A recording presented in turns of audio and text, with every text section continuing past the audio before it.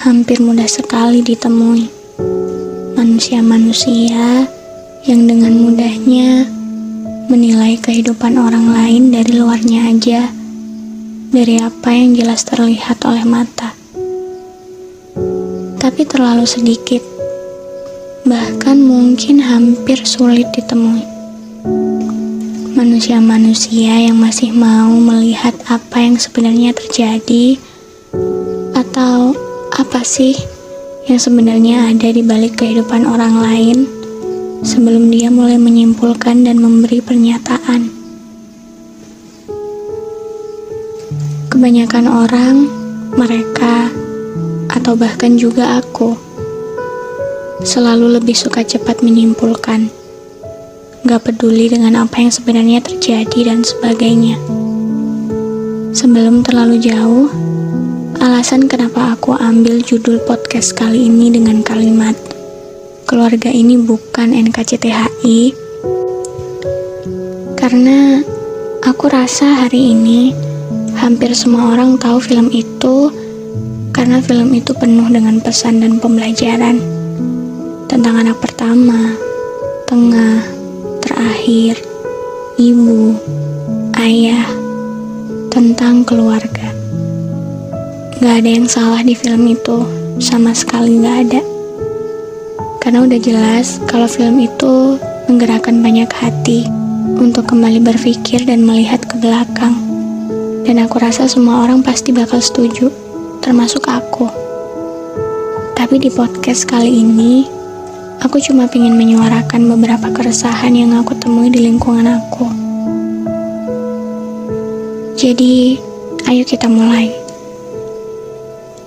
Aku punya beberapa teman yang terlahir sebagai anak pertama, terlahir sebagai seorang kakak, seorang pelindung untuk adik-adiknya.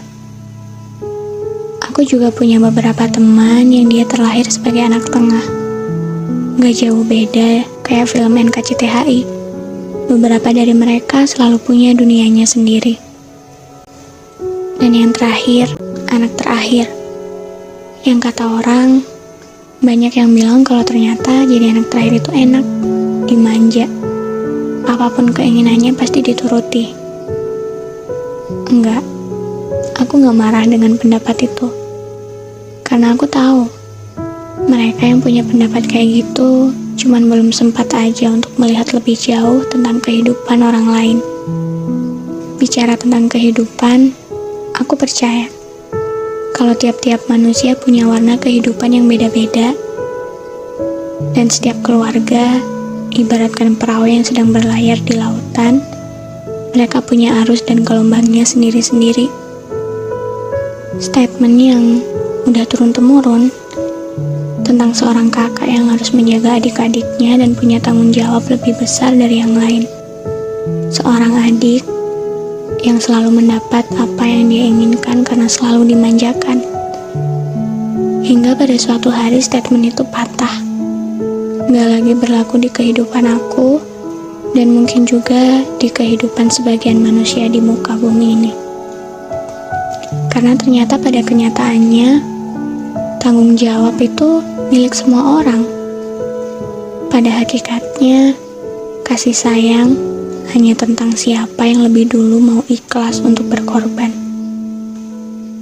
Gak lagi berlaku kamu anak keberapa atau terlahir setelah siapa, tapi lebih jauh dari itu. Semua orang tua pernah memanjakan anak mereka pada masanya sendiri-sendiri. Dan setiap anak pernah mendapat perhatian lebih dari saudaranya yang lain, juga pada masanya sendiri-sendiri. Aku minta maaf kalau ternyata ada yang gak sependapat sama aku, karena itu hak kalian.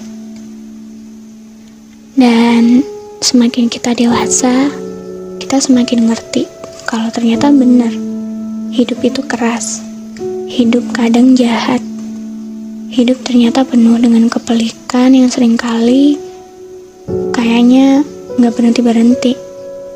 Tapi kabar baiknya, semua itu berlaku di kehidupan seluruh manusia di muka bumi ini. Dan dengan kenyataan seperti itu, entah itu anak pertama, tengah, atau bahkan terakhir sekalipun, bakal punya tanggung jawab dengan porsi takdir mereka masing-masing.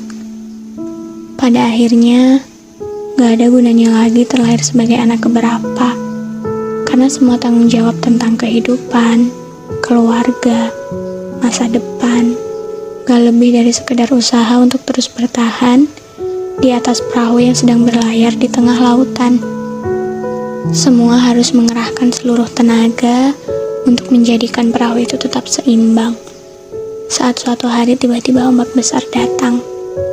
Bahkan, gak peduli kamu terlahir sebagai anak keberapa, kamu harus siap jika nanti ternyata pada suatu hari perahu itu gak mampu lagi seimbang dan pada akhirnya harus tenggelam. Setiap keluarga punya arus dan ombaknya masing-masing, yang berarti setiap anggotanya punya tanggung jawab sendiri-sendiri. Dan tentang pembagian tugasnya, semua itu udah pasti atas kehendak Tuhan. Karena itulah, pada akhirnya, tanggung jawab adalah milik semua orang. Pada akhirnya, kasih sayang hanya tentang siapa yang lebih dulu mau mengikhlaskan untuk berkorban. Karena setiap keluarga gak punya masalah yang sama. Dan karena keluarga ini gak sama kayak NKCTHI. Karena tiap perahu punya arus dan ombaknya sendiri-sendiri.